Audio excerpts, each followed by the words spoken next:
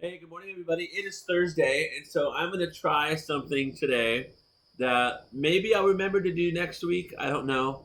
My memory doesn't work well, and so, anyways, we're going to try Thankful Thursday. And this idea came to me this morning because I think the longer we get into certain things that are struggles and trials, the more we need to be reminded of how important thankfulness is.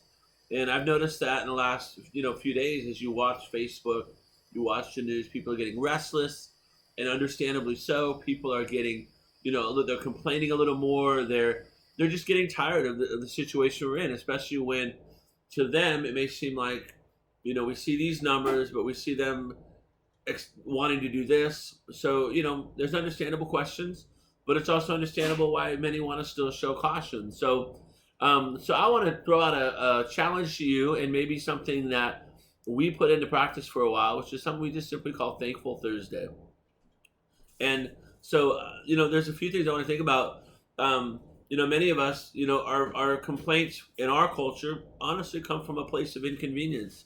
Most of us are just bothered by the fact that we are being inconvenienced, and admittedly, greatly inconvenienced in some places. Now I'm not ignorant to the fact that many people face real situations in all that we're going through. But how much of our mindset and our attitudes is just due to a lack of thankfulness?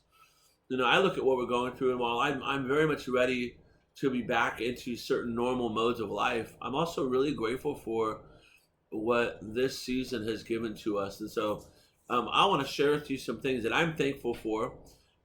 First, in Psalm 91:1, it says, "I will give thanks to you, Lord, with all of my heart." And so my prayer as we do this is that you find it deep within your heart to show gratefulness and thankfulness to God.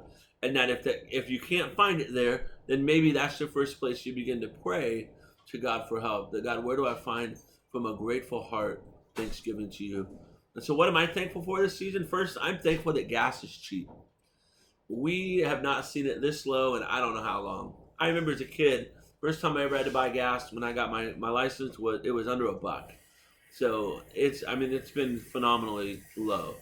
I'm thankful that there have been amazing Facebook memes on Facebook. I think they've been hilarious. I think they've been funny. They've been creative. They've helped lighten the mood for many people. And so I've just been thankful for that. Tonka is now going to come and join us in the background. He thinks he owns the couch. I'll be honest, on my list, I'm thankful for my dogs. We've been able to spend a lot of time hanging out with our dogs, watching how crazy they are, playing with them, having fun with them. I'm thankful that traffic has been non existent. We had to take a road trip somewhere to take care of something, and we got there in the amount of time that I've never been able to get there as fast as we did. It was fantastic. And I love the fact that traffic's been non existent. We've had time to do projects in our home. Behind you is one of the projects we worked on, which is we painted that wall red, shifted up a bunch of things, and we've been able to really turn our home, our condo, our house into a home. It feels like home. It has the warmth of home. We redid our patio. If you watch yesterday's video, you'll see a glimpse of that there. But it's something we've been thankful for. Again, going back to, we've had a lot of time to play with our dogs. We take them out for walks. We have been teaching them tricks. And it's just been very restful. And I think in that, there's just been an idea that there's really been an opportunity to rest and slow down and allow ourselves to get the Sabbath that I believe God is wanting all of us to have in our life, both physically and spiritually, that rest that is needed. A few other things. I'm grateful that I had breakfast this morning. And honestly, every day I can decide if I want to have something or not. I have options, I have choices. I say that in light of this. I just talked to a friend of mine this morning who's a missionary to Ecuador. Our church had just raised some money for him. And so we talked for a little bit. And he just reminded me, he goes, starvation and food shortages are a very real issue in the country that he ministers in. And it just reminded me that how grateful I am that that's not a struggle for me. And my heart breaks, though, for those where it is a real struggle. And it reminds me that in my thankfulness, hopefully I extend compassion to others in need. I've loved the quality time that I've had with my wife. And as many of you know, I got married a little later in life. And so not only have I appreciated marriage because I waited a long time for it, but also now I'm really valuing the time that I get to spend with Heather and the fun that we're having, just all the little things that we're doing together. And it's just been such a great time. It's been the things we've been able to do together, the conversations we've had, just all the things that come with that. I've just been really grateful for that, and I'm grateful that God has taken care of our church. I have seen God sustain our church. People that haven't been to our church in a long time are attending online. People that I've never met have reached out to us for help and have also reached out to us because of what our church is doing. And I'm grateful that we've just seen such a sustained, loving community of believers that have stayed together and continue to worship together, even though it's online. And the last couple of them is I'm thankful that God has used our church to minister to people in our community. We keep a list of everybody we've been able to help, and I make a point of reaching out to them about every week or two just to see how they're doing. And it reminds me that God has allowed us to minister to people in need.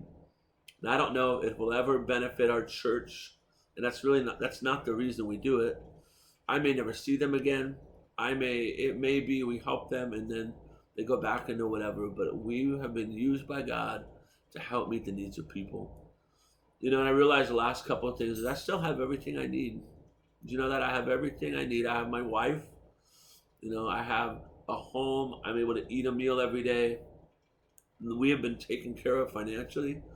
And like many of you, either you've received a stipend or you've found ways for others to help you, or maybe you've been able to get unemployment. I mean, that's something to be thankful for. We don't always like it. It's not maybe the way we want it to go, but God has provided. And I think that's the thing that I really end with. It's this, is that God is taking care of me. And the Lord is taking care of you. And we can trust in that and hope in that.